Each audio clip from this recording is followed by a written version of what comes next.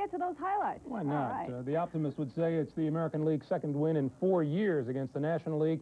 While that is true, it's also true that the American League wins for only the second time in the last 15 All-Star games, the third time in the last 24. Tonight's final 3-2, and the National League threatened to steal it right up to the game's final out. The Houston Astrodome was a beautiful setting for the 57th annual All-Star Game, and distinguished NL dugout visitors, honorary captain Rusty Staub and the vice president. Top of the second, Dave Winfield on second. Detroit's Lou Whitaker lights up Dwight Gooden's 0-2 pitch with a drive that clears the right field wall. His fourth hit in 7 All-Star at-bats in the American League is up by 2. Meanwhile, Roger Clemens holding the National League at bay in the bottom of the third.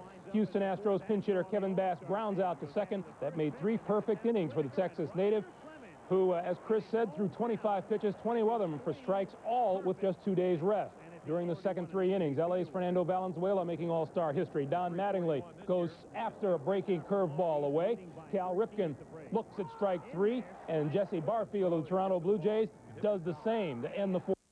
But that's just a... Valenzuela gets Lou Whitaker looking at strike 3.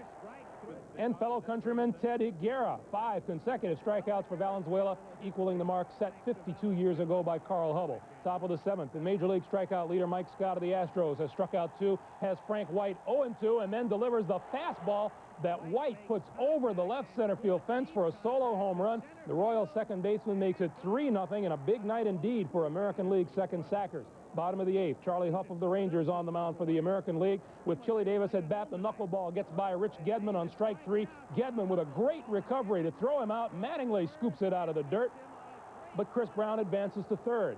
The next hitter up is Montreal's Hubie Brooks, who also strikes out. The ball getting away from Gedman, who makes the mistake of going to the plate, and Brown slides home ahead of Huff's tag, and it's a 3-1 score. Then, after Brooks was balked to second, Steve Sachs of the Dodgers base hit to left field.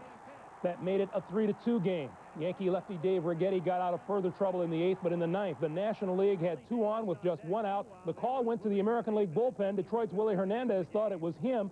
Instead, Dick Hauser said he meant Baltimore right-hander Don Ossie. Ossie did come on to do the job. San Francisco's Chris Brown on the check swing. The one-hopper to Frank White, steps on second, throws to first, and the American League had a long-awaited victory. The final over the National League, the score was 3-2. The National League with 36 victories now in the All-Star competition. The American League with its 20th victory. The teams have tied 1. Roger Clemens, the MVP, is the winner. Dwight Gooden is the loser, and Don Ossie picking up the save. The American League pitchers, as we said earlier, Gail, with 1 earned run all night long.